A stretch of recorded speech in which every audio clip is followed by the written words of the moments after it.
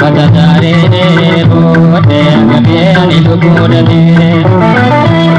Badadare bote gabe ani lugurane. Era gale ka bas najibe are ragalana kododane. Muta hame to garala pise arnabochise.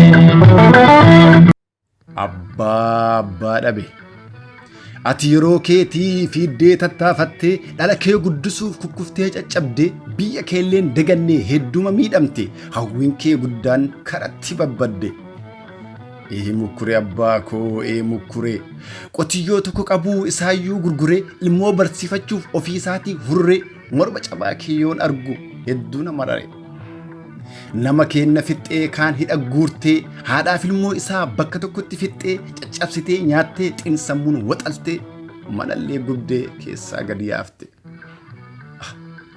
Yaa abbaa koo abbaa nama maraa waanjoon gabrummaa kun barumaas si dararaa warri ati guddiftee milishummaan ganda dhiisi jara jarri nyaatiyyeedhaa Oromoon siif gadda. Silaa wayita ilmaan keetiin sooramtee jiraattu kabajamtee ciiftee kan sirratti ol baatu gaaddisa odaa ture kaa aduun siif hin taatu garuu sitti durkanoofte abbaa jiruun addunyaatu.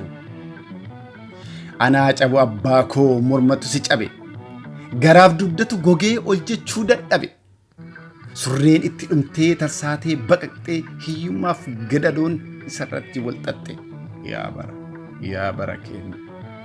Qe'ee isaa dhaxxee abbaa itti taatee diina itti yaaftee isatti immoo kaatee cabuu isaatti kaa gammaddee uttaaltee abbaa kabajamaa boochisaatiin baate. Akka waan diinaa waraana itti bobbaasee diina itti naqee haraqee obaasee isa gaddi qabee diina itti faarsee morma isaa cabsee akkanatti boocise.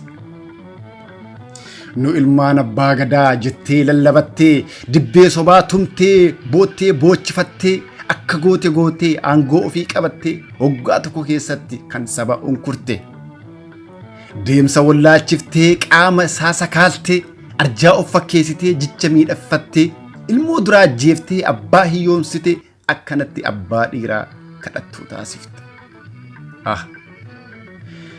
Erga cabaa keen argee boqochuun dadhabe yaadaan bu'ee bahee ol qabee gaqqabee anis ilmoon kan kee bakka kee gubadhee yaa abbaa koo abbaa dhabe.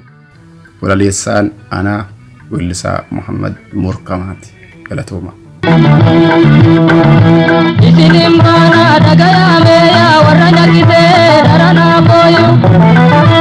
Ibimaan too'ee gajjafaanii hagaraa keessaan qabdenaa iyyuu. Warra olumaan toomsite qalbiidhaa fi sirriin namayyuu. Har'aami gadduun sirrii beekee sinittiin himaa. Tarraadhuun gobaala duraan haaftee naasuun firummaa. Mataa keessanii hojjechuu daachuudha taate malee naan kootumaa.